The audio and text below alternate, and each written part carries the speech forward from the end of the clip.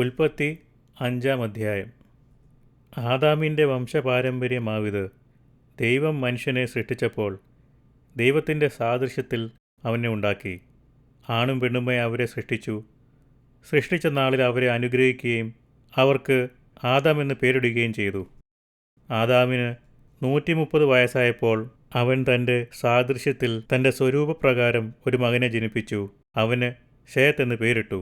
ശേത്തിനെ ജനിപ്പിച്ച ശേഷം ആദാം 800 സംവത്സരം ജീവിച്ചിരുന്നു. പുത്രന്മാരെയും പുത്രിമാരെയും ജനിപ്പിച്ചു. ആദാമിൻ്റെ ആയുഷ്കാലം ആകെ 930 സംവത്സരമായിരുന്നു. പിന്നെ അവൻ മരിച്ചു. ശേത്തിന് 105 വയസ്സായപ്പോൾ അവൻ ഏനോശിനെ ജനിപ്പിച്ചു. ഏനോശിനെ ജനിപ്പിച്ച ശേഷം ശേത്ത് 807 സംവത്സരം ജീവിച്ചിരുന്നു. പുത്രന്മാരെയും പുത്രിമാരെയും ജനിപ്പിച്ചു. ശേത്തിൻ്റെ ആയുഷ്കാലം ആകെ 912 സംവത്സരമായിരുന്നു. പിന്നെ അവൻ മരിച്ചു. ഏനോശിന് 90 വയസ്സായപ്പോൾ അവൻ കേനാനെ ജനിപ്പിച്ചു. കേനാനെ ജനിപ്പിച്ച ശേഷം ഏനോശ് 815 സംവത്സരം ജീവിച്ചിരുന്നു. പുത്രന്മാരെയും പുത്രിമാരെയും ജനിപ്പിച്ചു. ഏനോശിൻ്റെ ആയുഷ്കാലം ആകെ 905 സംവത്സരമായിരുന്നു. പിന്നെ അവൻ മരിച്ചു. കേനാൻ 70 വയസ്സായപ്പോൾ അവൻ മഹലലേലിനെ ജനിപ്പിച്ചു.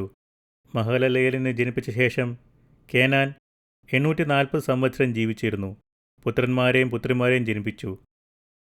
കേനാൻ്റെ ആയുഷ്കാലം ആകെ 910 സംവത്സരമായിരുന്നു. പിന്നെ അവൻ മരിച്ചു. മഹലലേലിന് 65 വയസ്സായപ്പോൾ അവൻ യാരെദീനെ ജനിപ്പിച്ചു.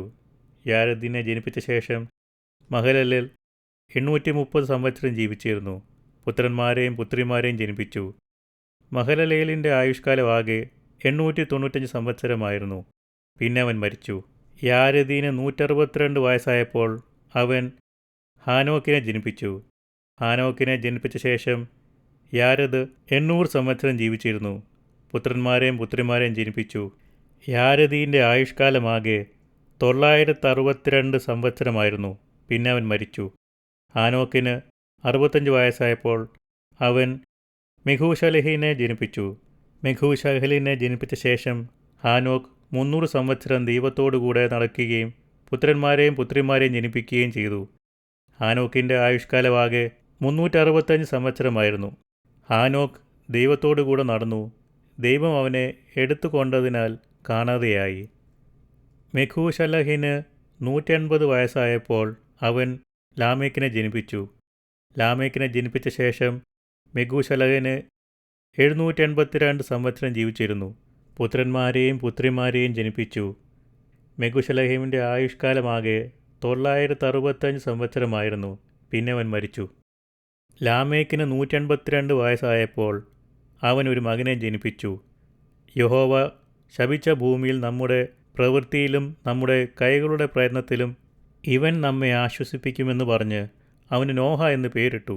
നോഹയെ ജനിപ്പിച്ച ശേഷം ലാമേക്ക് 595 സംവത്സരം ജീവിച്ചിരുന്നു.